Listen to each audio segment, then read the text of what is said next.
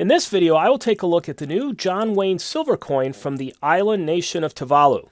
And then I will expand on my most recent video on the American West by taking a look at the American Western film genre, with a focus on actor John Wayne's career, a career in which he became an American icon and a symbolic representation of the American people and American values, both to those at home and those overseas.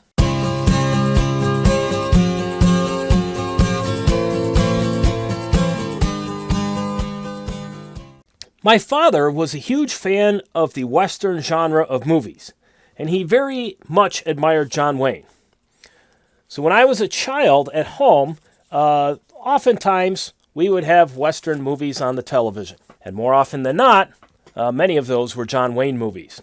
Now, John Wayne's persona of rugged individualism, as represented by the traits of independence, hard work, self-sufficiency, actions, not words, was very much the embodiment of my father's approach to life.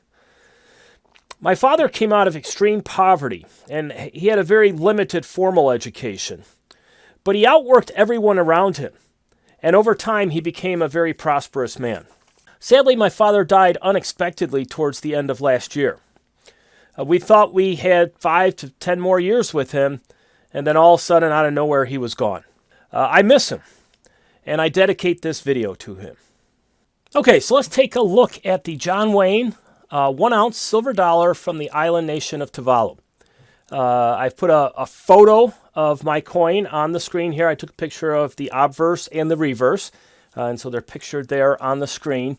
And I should mention before getting into the details that when I stumbled across this on the APMEX site, I knew pretty much right away that I had to have it. Given that family history, given my dad's love of Western movies, watching movies with him as a kid, particularly John Wayne movies. So it was a must-have for me. Now, looking at the coin specifically, it is, as it notes there on the coin, on the obverse side, it is 1 ounce of 4 nines, pure silver. Queen Elizabeth is portrayed there. This is the case with most, if not all, of the nations that belong to the Commonwealth of Nations, which was formerly the British Commonwealth. This particular representation of Elizabeth is a representation by Ian Rank Broadley, and it notes that this is also a $1 coin, legal tender on the island of Tuvalu. You can see on the reverse side, to the right, you have a couple images of John Wayne, one of him in profile and then another one riding a horse. In the background, you have a very typical Western landscape from many of the Western movies. I believe a lot of those were filmed in Monument Valley National Park in Utah, or perhaps it's a state park, but it has those tremendous, impressive rock formations that appear in so many of those movies. It also says the Duke on there. That was John Wayne's nickname. One of the interesting things about John Wayne is that he was born, Marion Morrison was his name. He, as a kid, picked up the nickname the Duke. He tended to be called the Duke.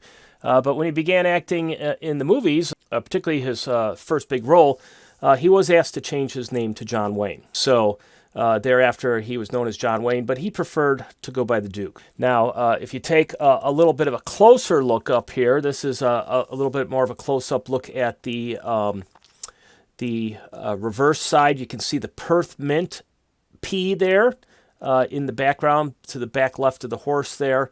You can see some of the finer detail of the hair on the horse, the hair on John Wayne, the scarf. Just a really nice-looking coin. And then here's a bit of a close-up of the obverse.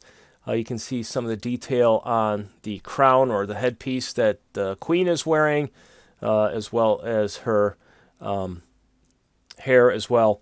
And as I said, Ian Rank Broadley was the designer of this effigy of the Queen, and you can see his initials just under her head there, IRB, as well.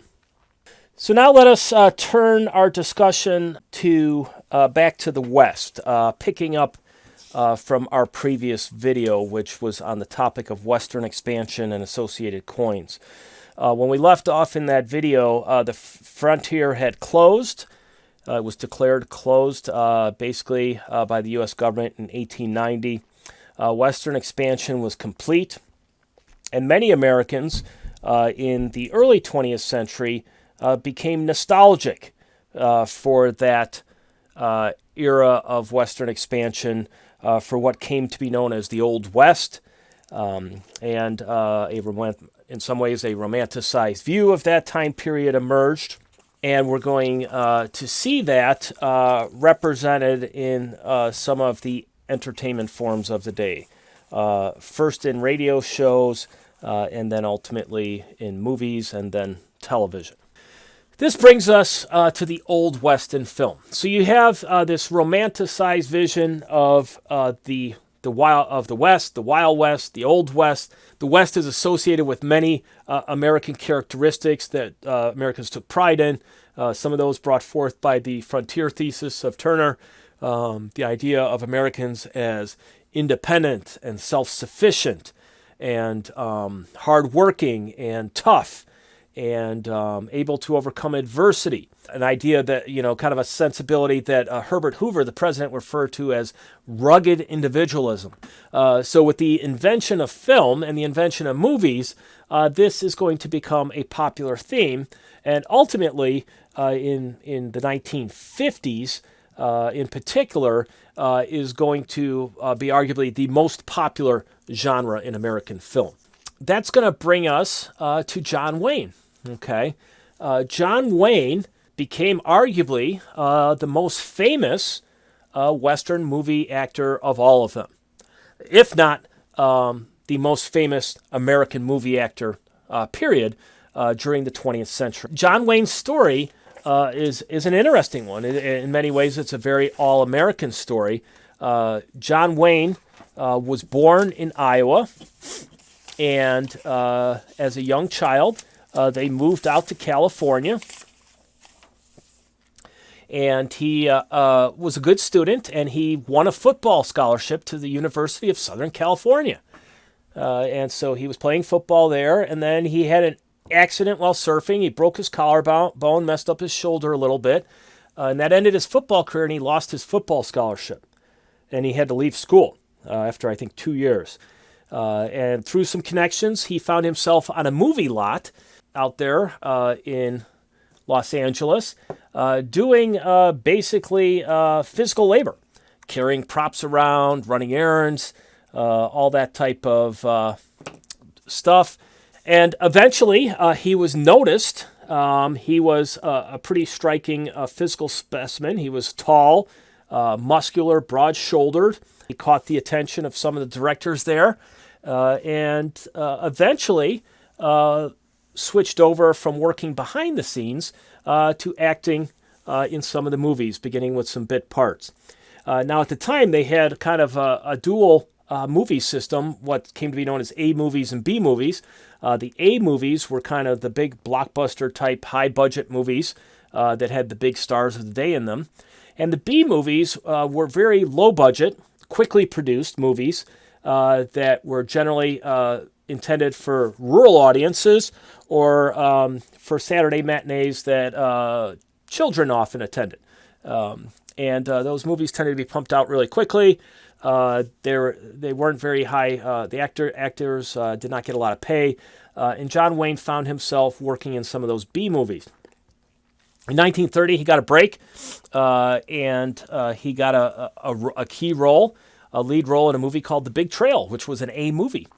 But that movie did not do well financially. It ended up failing, and that tarnished his rise a little bit, and he ended up back in the B movies. He ended up working in the B movies for over a decade. And generally at the time, if you were going to make it big in the movies, you usually did it pretty young. It usually happened pretty quickly. You didn't pay your dues in B movies for a decade and then emerge into the A movie world. But that's ultimately what happened to John Wayne. When he was, I guess he would have been about 31 or 32 years old, John Ford, the now famous director, decided to create a Western movie called Stagecoach.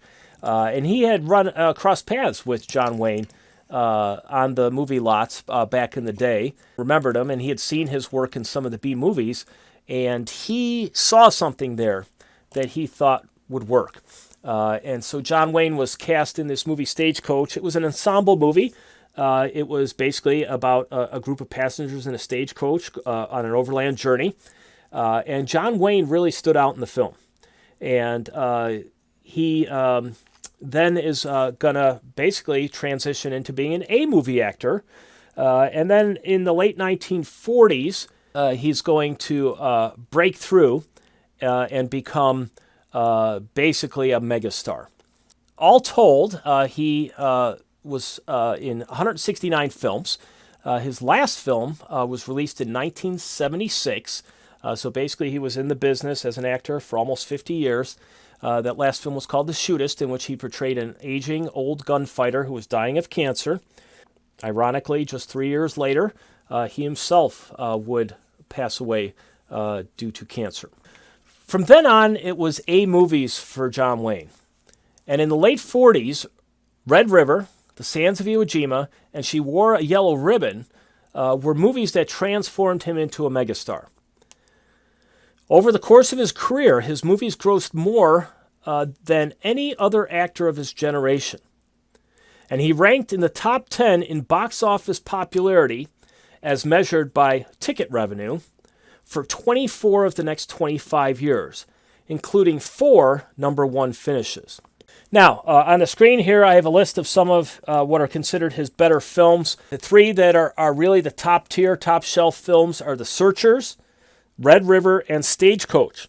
The American Film Institute put out a list, puts out various lists of top movies. And when it came to the top Western movies, those 3 movies all were in the top 10 of the top of Western movies of all time. Some other movies that do pop up as being highly regarded include Rio Bravo, The Man Who Shot Liberty Valance, and True Grit. So if you haven't seen any John Wayne movies and you're curious, perhaps something off that list might be worth giving a try. Now, in the description, I have linked to a 15-minute video that provides a kind of a biography of John Wayne's life. It really is excellent, so if you're interested at all, I would encourage you to take a look at that. Now, just a brief note on modern Westerns. After the 1960s, Westerns kind of went out of favor. And during the 70s into the 80s, much fewer Western movies were made. Then we saw a bit of a resurgence of the Western. But the sensibility of these Westerns, modern Westerns as I call them, was a bit different than those older Westerns. Those older Westerns, as I said, were a celebration of the American spirit, American individualism, the rugged frontiersman, and the like. And those older movies oftentimes were very black and white in their sensibility. They had the good guys and the bad guys. And oftentimes, the Native Americans or the Indians were the ones portrayed as the bad guys. Modern Westerns are much more nuanced. They tend to be a good bit more complex in their sensibility. And perhaps the first big movie of this trend and kind of a mini resurgence of the Western was Dances with Wolves by Kevin Costner. This was a movie that basically tells the story of Western expansion, but it tells it from the Native American perspective. And it is quite a powerful film. If you haven't seen it, I would encourage you to see it. Then you have a number of movies have come out over time in recent years. You had Unforgiven by Clint Eastwood. He was another iconic figure of many of those earlier Westerns, particularly his famed spaghetti Westerns that were filmed in Italy. But in this one, it's a little bit more of a complex portrayal. He plays, if I remember correctly, an aging gunfighter, and it's much more dealing with the complexities of violence and the complexities of choices made and things of that nature. And then another more recent movie, which I actually saw recently, called Hostiles with Christian Bale, is an interesting a tale in which an Army officer who really has developed a disliking of Native Americans is assigned to escort a number of Native Americans back to their homes. And it is kind of an interesting, complex portrayal of the interplay between those two sides.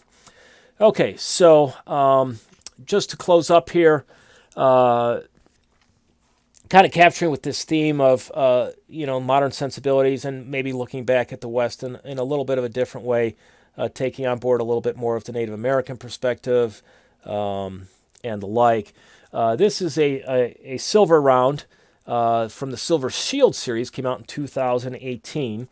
And it's got some interesting things going here on the obverse. First off, you have in the background, you have a map of the United States, and you have a wagon, the typical Conestoga wagon from the wagon trains that would have gone out west on the Oregon Trail, for example. So that's definitely that Western expansion reference.